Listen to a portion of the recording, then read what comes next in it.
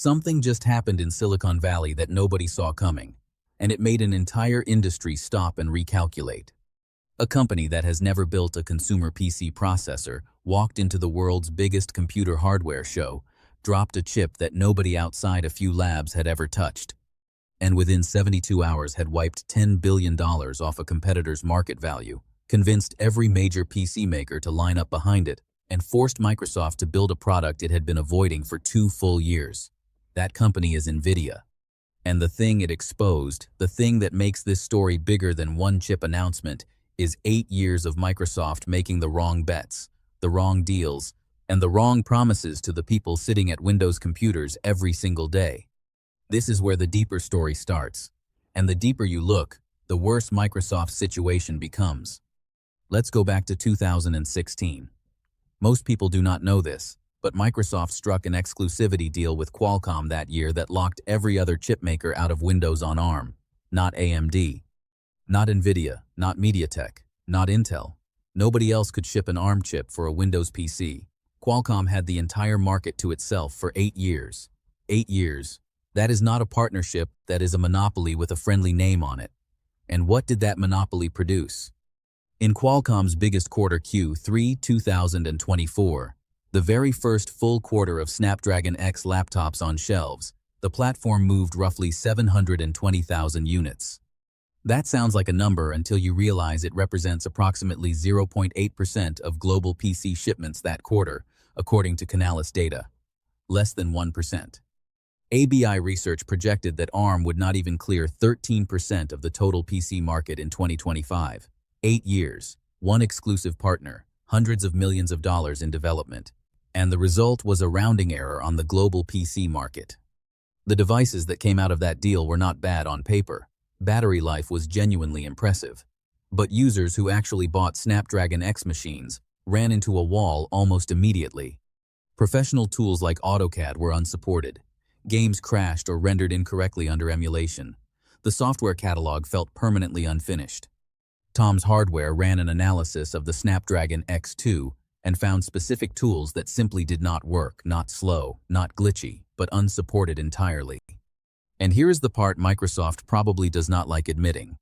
Intel released Lunar Lake, a conventional x86 chip that matched Qualcomm's signature selling point battery life, while running every single Windows application natively with zero emulation required.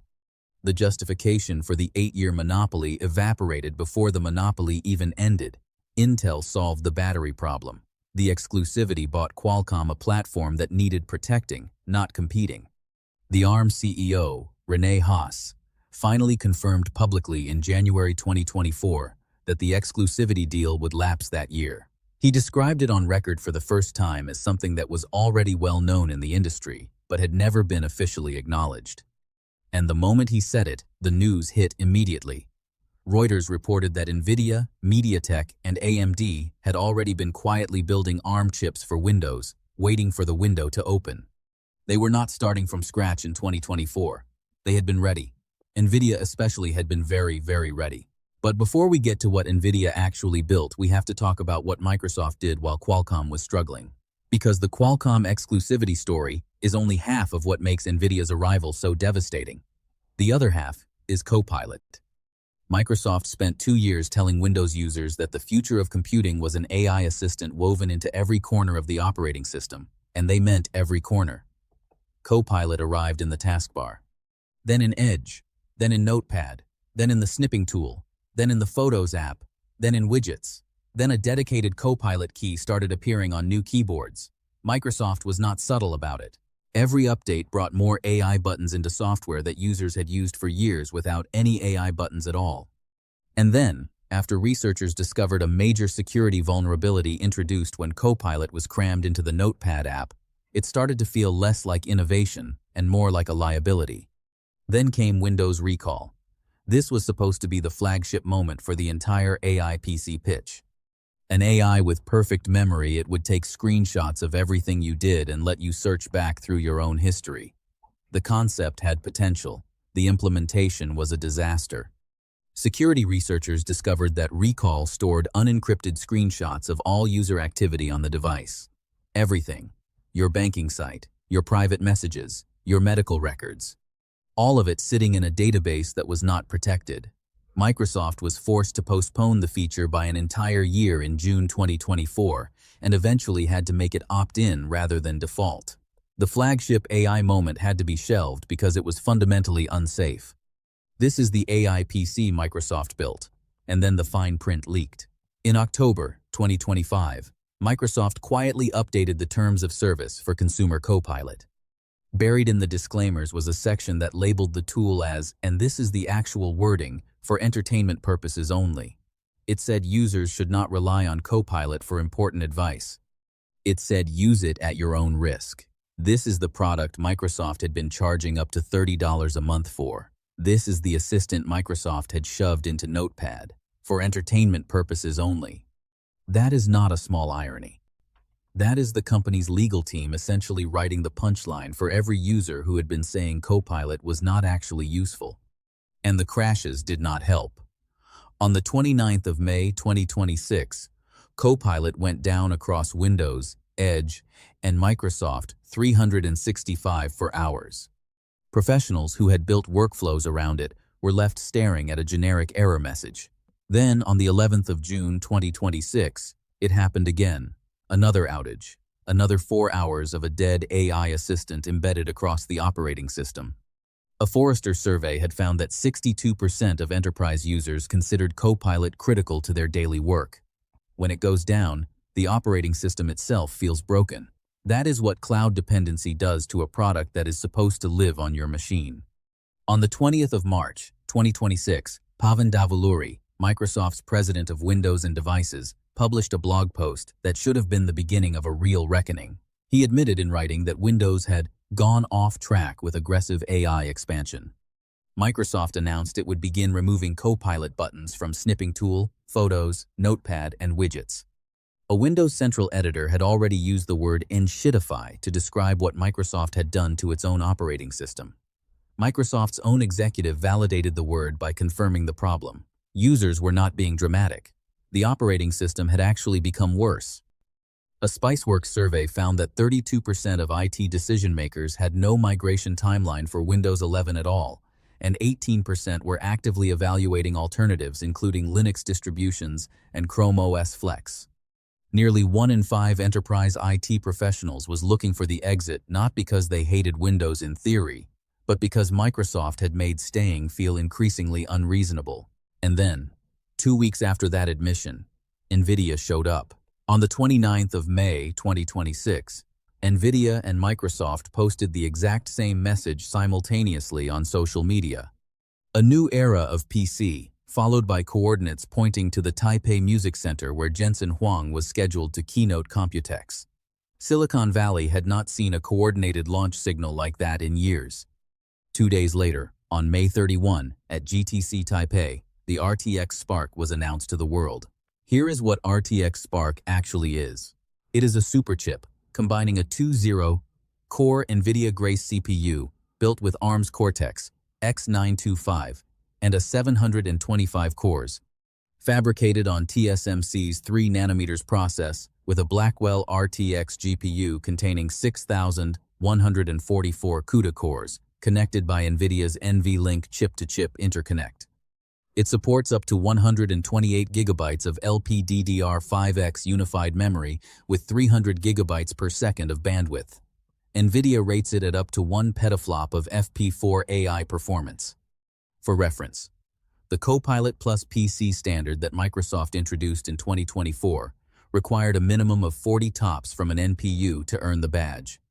RTX Spark delivers 1,000 TOPS. That is 25 times the minimum Copilot Plus requirement. In one announcement, NVIDIA made the entire first generation of AI PCs look like a practice run.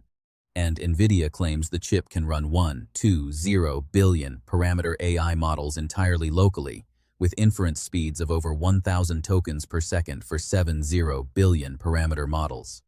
To be absolutely clear, these are vendor claims. NVIDIA and Microsoft made them on stage at Computex.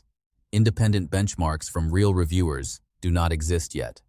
Fall 2026 is when devices ship and when the actual testing begins. The keynote is optimized for applause. The reviews will be optimized for truth. so keep that separation in mind.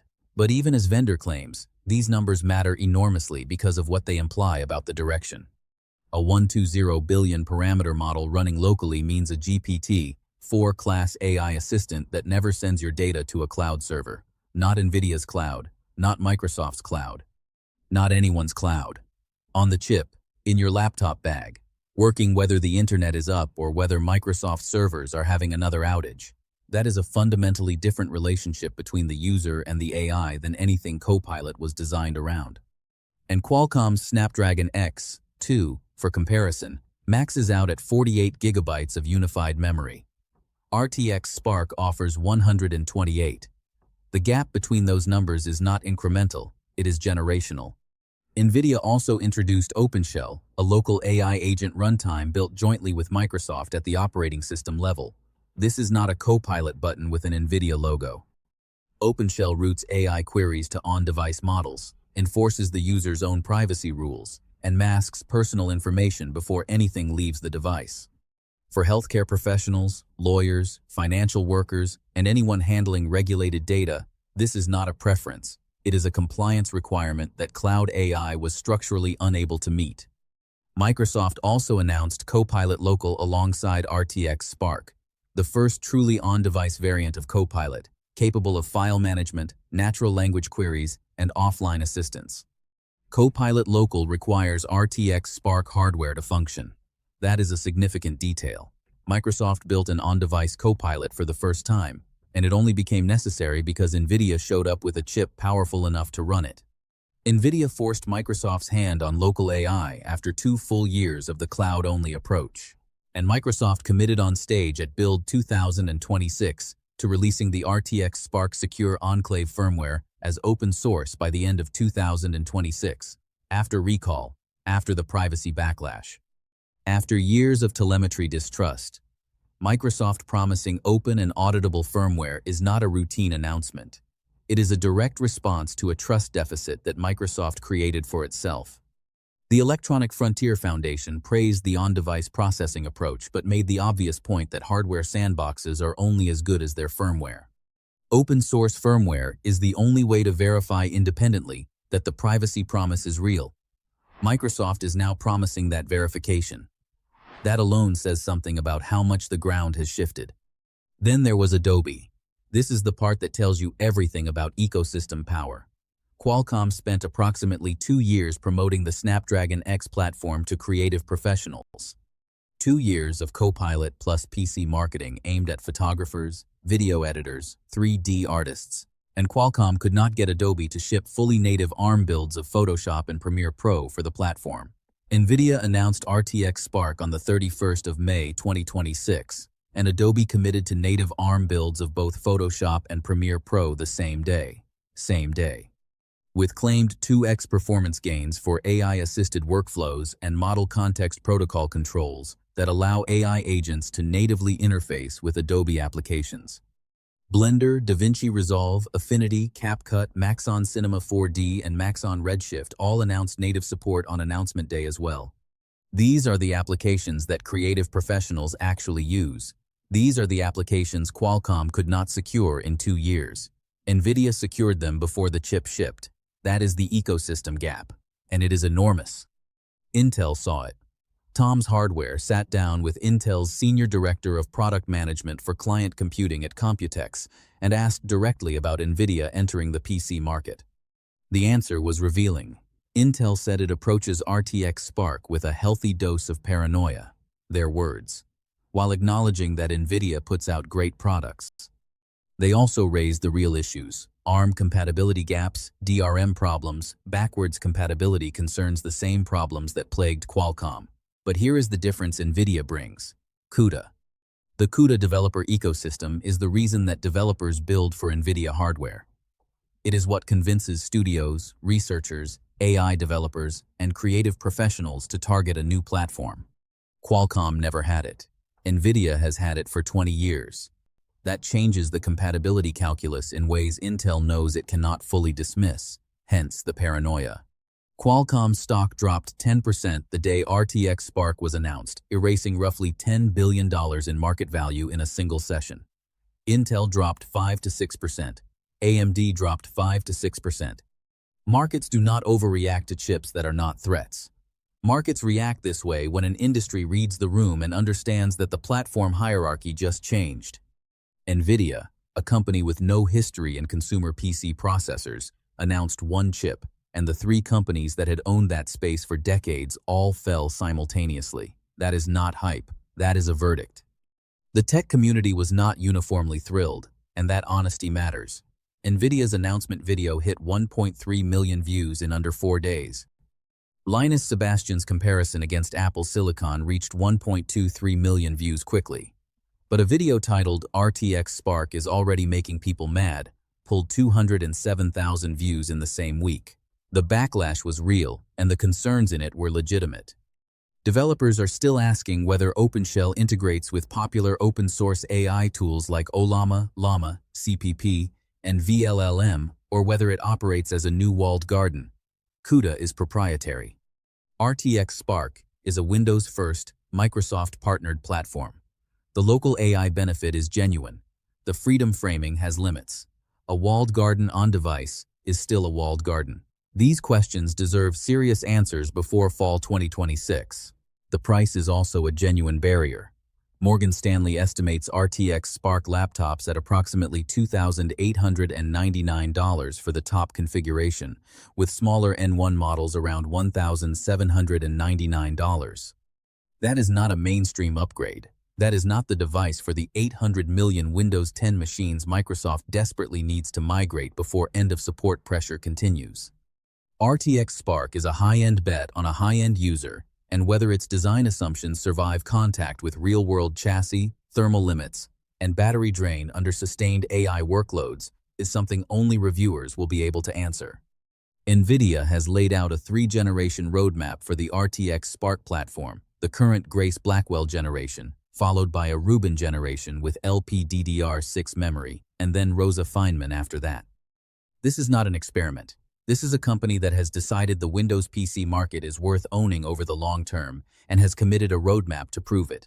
That is the kind of signal that makes every OEM in the channel take the platform seriously, and every major OEM is in Asus, Dell, HP, Lenovo, Microsoft Surface, MSI, Acer, Gigabyte. That is not a niche rollout. That is a platform. But here is the thing that gets lost in all the chip numbers and OEM lineups and stock movements. The real story of NVIDIA's move is not about a company winning a market fight. It is about what had to happen before the market fight was possible. Microsoft spent 8 years protecting a deal that produced 0.8% market share. Microsoft spent 2 years stuffing Copilot into every app corner it could find and then admitted it went off track. Microsoft shipped Windows Recall and had to delay it a year because it was a security disaster. Microsoft's consumer Copilot fine print says it is for entertainment purposes only, while the product costs $30 a month. Microsoft's cloud-dependent AI went down for hours, twice in the span of 2 weeks. And the entire time, users were buying those Qualcomm laptops with compatibility problems, deleting Copilot buttons from tools they had used for decades, and watching 18% of their IT administrators quietly evaluate whether Linux was finally worth a serious look. NVIDIA did not make those problems. But NVIDIA built the thing that makes those problems impossible to ignore. The private, locally intelligent, offline-capable AI PC that Microsoft had been promising since 2024, the device that was supposed to justify Copilot Plus, justify the Qualcomm exclusivity, justify the forced AI integration. Justify all of it was not delivered by Microsoft's strategy. It was delivered by a chip company that had never made a consumer laptop processor. 3 weeks after Microsoft's own Windows lead publicly admitted the operating system had gone off track. That is the humiliation. Not the stock drop, not the market share numbers, not the Adobe commitment. The humiliation is the timing. The admission came first. Then NVIDIA showed up with what the strategy should have been. The question is not whether RTX Spark will deliver on its promises. Fall 2026 reviews will answer that, and the answer could go either way. Vendor performance claims are not reviews. Keynote applause is not a benchmark. Wait for the real tests. The question is why it took 8 years of exclusivity, 2 years of forced AI, a postponed privacy disaster, multiple outages, a fine print embarrassment, and a public corporate admission of failure before Windows users could have a machine that treats their AI as their own, keeps their data on their device, and gives developers the ecosystem they actually wanted to build for. Why did it take NVIDIA walking through the door to make that machine real? Why did Microsoft need someone else to prove it was possible? That is the question that does not have a comfortable answer. And it keeps getting worse the more you think about it.